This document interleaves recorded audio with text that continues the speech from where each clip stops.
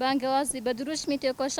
تێکۆشانی ژنان خۆی بوونە بەرخۆدانە ئازادیە لەساڵ ڕۆژی هەشتی ئادا ڕۆژی جیهانی ژنان سەرەتا پیرۆزبایی لە تەواوی ژنانی جیهان و کوردستان و ڕێبەری مرۆڤایەتی ڕێپەرا بۆ دەکەین. ژنانی دنیاوە بە تایبەتی ژنانی کورد بە دەرکەوتی مرۆڤایەتی خاوەن پێگەبوون هەر لە بنیادنانی ئابووری و زانستی و ئاواکردنی کۆمەڵگایەکی یەکساندا پێشەنگ بوونەتە سمبۆڵی بەرخۆدان. بۆ گەشتن بە مافیڕەوای ژنان چەندین شەهید و قوربانیان داوە لەوانە شەهیدان کلارە زیتکین و هەتا دەگاتە لەیلا قاسم و ساکینە جانس و هەوین خەلەف و ڕوهەیب سلێمانی و زیلان پەپولە و چەندانی تر.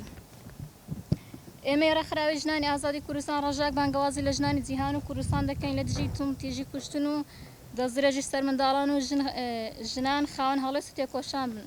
هەروە خاوەندارەتی لە گۆشەگیری و توم تیژی سەرۆک ئاپۆ دەکەین چونکە ئاشکرایە کە پێشکەوتن و بەرزبوونی ڕۆڵی ژنان بە فکر و فەلسفەی ڕێبەر ئاپۆ گەشتە لووتکە. سەرۆک ئاپۆ دەڵێت تا ژن ئازاد نەبێ کۆمەڵگە ئازاد نابێتە ژنان ئازادی کۆمەڵگەیە. ڕێکخراوەکەمان هەڵدەستێ بە سازکردنی ئاهەنگێک بە بەشداری چەند هونەرمەندێک ناونیشان بناری قەندیل دەرۆکۆتر بەروار 6/3/2020 کاتژمێریەکی دوایینەوەڕۆ تاکو 4 ئێوارە ڕێکخراوی ژنانی ئازادی کوردستان ڕژە. ئێمە وەکو ژنانی بناری قەندیل بانگاوازی دەکەین بۆ 8 مارس و 8 مارس کە ئێمە هەمومان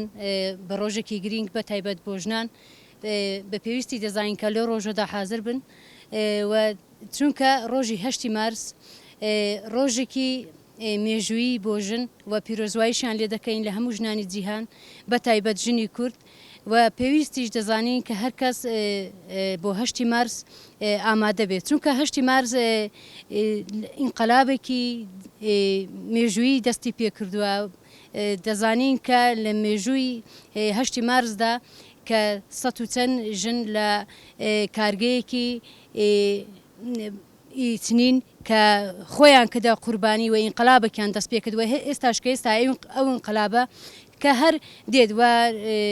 بەرەو پێش دەچی دەوی ئینقەلابەوە لە ڕۆژاوای کوردستان هەمان ئەو هەستەش دووبارە بووە بۆیە ژنان پێویستە لەو ئینقەلابەی کە تا هات ئێستا ئینقەلابەیەکی مایندەیە بۆ ئێمە ژنان و لە ڕۆژی 8 مارس کە